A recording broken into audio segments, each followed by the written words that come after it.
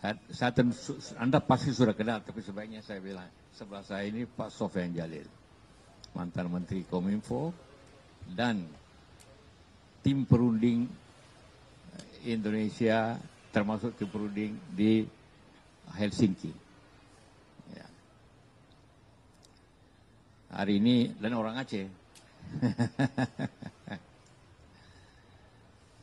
Hari ini saya ingin menyampaikan tentang soal ribut atau pembicaraan hangat, malah sudah ada demo soal empat pulau yang bukan dipersertakan, dibicarakan hangat antara Aceh dan Sumatera Utara. Karena banyak yang bertanya, membicarakan tentang pembicaraan atau MOU di Helsinki. Nah, karena itu saya bawa MOU-nya. Nah, mengenai perbatasan itu,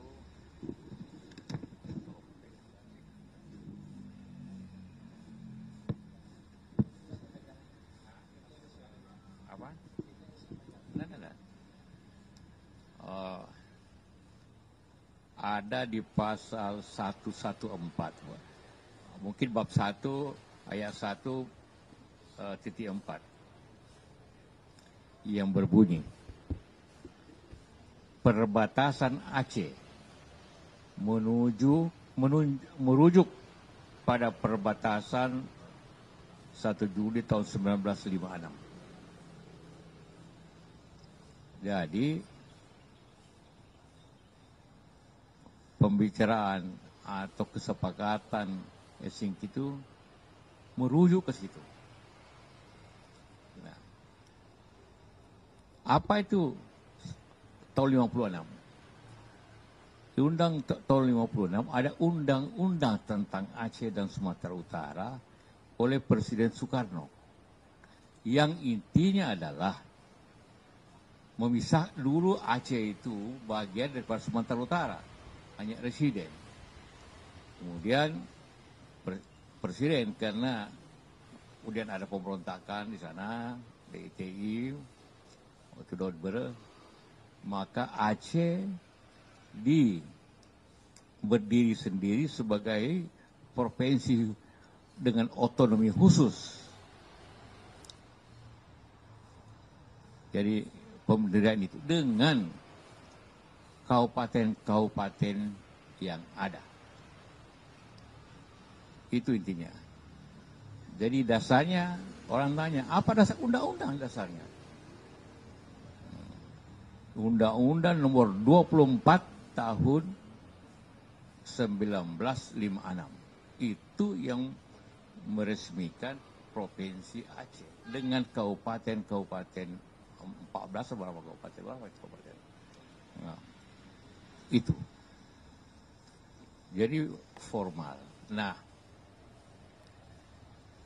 dalam sejarahnya Aceh itu, ya kita mulai ke masalahnya. Pulau 4 itu, pulau ada namanya sekarang. Apa? Ini.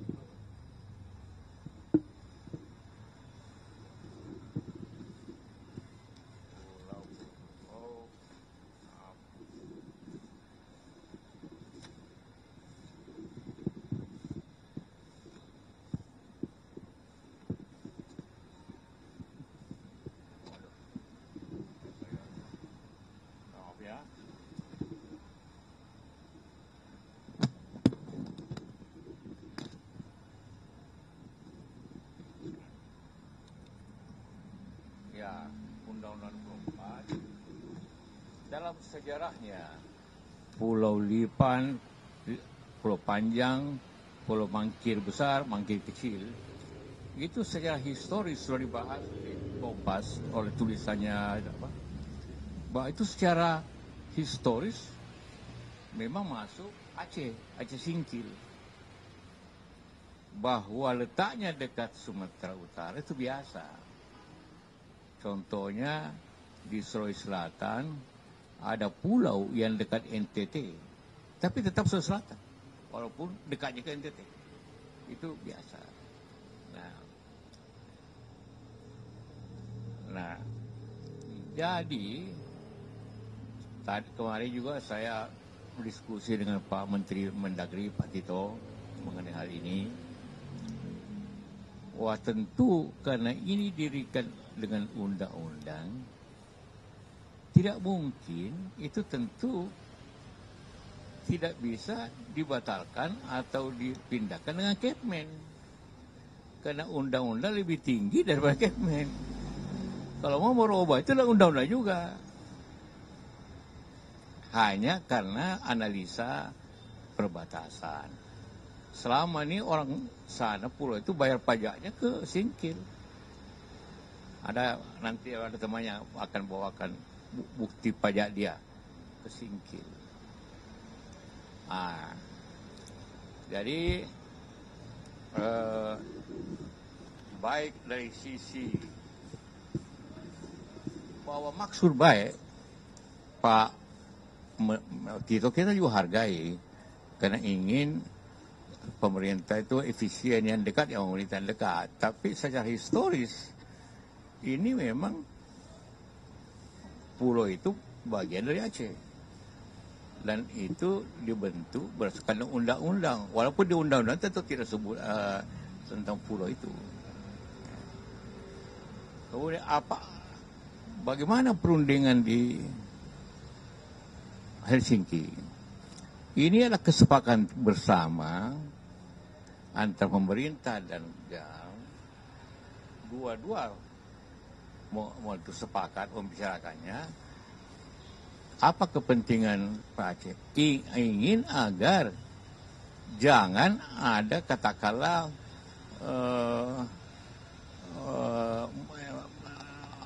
pemekaran kayak di Papua belakangan, pemekaran. Karena kalau ada pemekaran lagi di Aceh maka terpecah Aceh, timbul lagi masalah baru. Jadi pemerintah setuju. Nah, barangkali ingin menjelaskan Pak, bagaimana pembicaraan? Ya, pembicaraannya tentu backgroundnya adalah karena kita tahu dulu Aceh pernah pemberontakan itu gara-gara Aceh masuk ke Sumatera Utara. Kemudian dikeluarkan dengan undang-undang tadi tahun 24 tahun 96 dikeluarkan kembali Aceh menjadi provinsi Aceh dengan kabupaten-kabupaten yang disebut karena undang-undang tersebut. Orang GAM khawatirnya nanti ini bisa terjadi kejadian yang lama. Maka kita bicarakan batasnya apa? Ada undang-undang itu. Maka disebut batas tanggal 1 Juli tahun 56 itu ada tanggal dikeluarkannya undang-undang tadi, gitu Pak. Dan dua pihak sepakat. Karena tujuan kita kan waktu itu amanah pemerintah kepada delegasi untuk mencari penyelesaian yang diterima kedua pihak. Begitu Pak. Ya, jadi itulah kenapa keluar pasal 114 itu yang mengatakan perbatasan adalah sesuai dengan ketentuan tahun 1956. Ketentuan itu undang-undang. Nah, karena itulah maka terjadi ini. Mudah-mudahan kita harap ada penyelesaian yang baik, saling baik. Karena ini masalah yang peka. Ya. Saya kira itu. Ada yang tanya? Silakan. Aduh, perempuan. Dari? Ya, oke.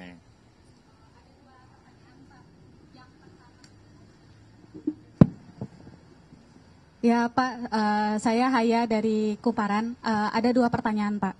Yang pertama itu, kan tadi Bapak juga sudah menyinggung soal isi dari MOU Helsinki yang menyatakan bahwa batas-batasnya itu merujuk pada tahun 56. Nah, tapi kemarin Kemendagri itu menyatakan bahwa dalam perjanjian perbatasan wilayah ini juga merujuk pada perjanjian antara Gubernur Aceh dan juga Gubernur Sumatera Utara pada tahun 92. Di mana dalam perjanjian itu katanya hanya batas darat saja yang diatur gitu. Nah, apakah dalam aturan tahun 56 ini sebenarnya juga diatur batas lautnya begitu. Nah, lalu pertanyaan yang kedua adalah kemarin bagaimana tanggapan Pak JK dari usulan dari Gubernur Sumatera Utara saat ini, yaitu Mas Bobi, yang menyatakan mengusulkan kalau misalnya di pulau-pulau ini ada sumber daya alam termasuk minyak dan gas untuk dikelola bersama antara Sumatera Utara dan Aceh. Terima kasih, Pak. Iya, karena ini dasarnya undang-undang, tentu yang mudah di darat. Di pulau, ya apa namanya, pulau itu masuk, dan sejak dulu dikelola oleh Aceh, orang bayar pajak ke Singkil. Ya, tentang apa tadi? Oh, setahu saya tidak ada pulau atau daerah yang dikelola bersama. Tidak ada, siapa jadi bupati? Masa dua bupatinya? Nah, masa dua bayar pajaknya kemana? Ya, itu pulaunya pulau tidak terlalu besar. Jadi bagi Aceh itu harga diri. Kenapa diambil? Dan itu juga masalah kepercayaan ke pusat. Jadi saya yakin ini akan diselesaikan sebaik-baiknya demi keibahan bersama. Toh tidak ada faktor penting di situ. Di situ kan tidak ada minyak, tidak ada. Mungkin saja beberapa hari ada, tapi hari ini tidak ada. Ya, silakan. Pak, jika saya Domo dari Tribun Timur dan Serambi Indonesia. Yang pertama,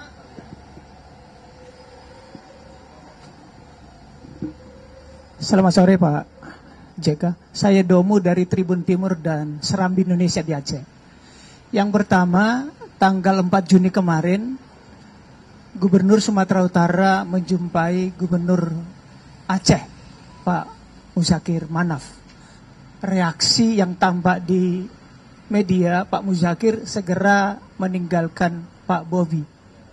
Sebagai orang yang dekat dengan masyarakat Aceh, apakah Pak JK menangkap pesan dari sini, apa sudah mengetahui pesan dari pertemuan itu? Yang kedua, apakah benar ada perebutan kekayaan alam di dua pulau ini antara Sumatera Utara dengan Aceh? Ke Pak Sofian, apakah ini akan berdampak memungkinkan misalnya timbul lagi pemberontakan tanda kutip di Aceh atau penolakan? Terus saja Bapak, terima kasih. Ya, pertama soal kunjungan Gubernur Sumut ke Aceh, saya sendiri tidak lihat ini, jadi saya tidak bisa kasih komentar selain itu. Tapi itu mungkin menggambarkan kekecewaan orang Aceh, Gubernur Aceh, mungkin itu. Kedua, soal apa tadi? Ekonomi, ada faktor ekonomi. Sekarang ini tidak ada. Mungkin di belakang hari ada, seperti juga di Andaman, di utara Aceh, tiba-tiba ada gas sangat besar. Siapa tahu ada. Kita tidak tahu, sekarang ini belum ada. Tapi bisa saja ada kemudian, itu nanti. Gitu. Ya. Ya, silakan.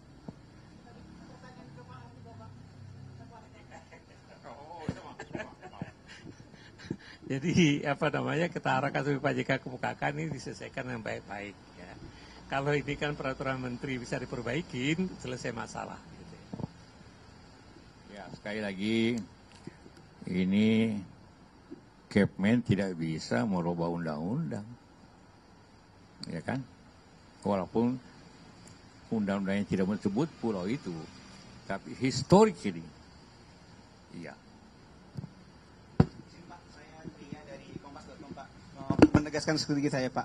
Tadi kan disebutkan kalau misalnya ketika perjanjian Helsinki sudah ditegaskan mengenai batas wilayah gitu. Namun belakangan juga muncul perdebatan katanya peta yang tahun 56 itu sulit untuk dibuktikan gitu kebenarannya dan karena minimnya data-data. Nah, apakah ketika karena kan Pak Sofian juga ikut terlibat dalam penyusunan gitu Pak. Apakah memang saat itu ketika perjanjian itu disusun acuannya itu memang sudah lengkap gitu Pak terkait data batas wilayah ini Pak, termasuk juga 4 pulau yang saat ini dalam tanda petik bersengketa gitu Pak. Terima kasih. Saya jelaskan, dalam MOU tidak ada kata peta, tidak ada. Saya ulangi lagi, perbatasan Aceh menunjuk kepada perbatasan 1 Juli tahun 1986. Jadi yang berbatas kabupaten ini Aceh, ini tidak sama sekali tidak menyebut peta, hanya perbatasan. Ya sama saja kalau di Jakarta ini mana Tangerang, itu kan orang tahu semua jalan ini Tangerang, ini tidak, atau ini Bekasi yang mana. Ya seperti itulah, bahwa batasannya adalah kabupaten itu, dan itu disebut di undang-undang itu. Ya. Izin Pak, saya Nata Arman dari Yanyus TV. Pak, mungkin apakah ada kaitannya dengan isu 4 pulau tersebut memiliki kekayaan migas sehingga baru saat ini diakuisisi oleh Provinsi Sumatera Utara, dan apakah akan adanya dampak dari perubahan dana APBD dari kedua daerah tersebut? Saya kira di sini kita tidak bisa berbicara dana. Kita berbicara apalagi dalam keadaan negara ini efisiensi, tidak gampang. Jadi ini tentu adalah suatu upaya kita untuk negeri ini hidup damai dengan baik, bertetangga yang baik. Karena kalau seperti Anda punya rumah, tiba-tiba ada yang mengklaim pagarnya, pagarnya tentu marah kan? Ya, atau apa? Jadi gitulah sebenarnya. Jadi mudah-mudahan saya yakin pemerintah bisa menyelesaikan dengan baik.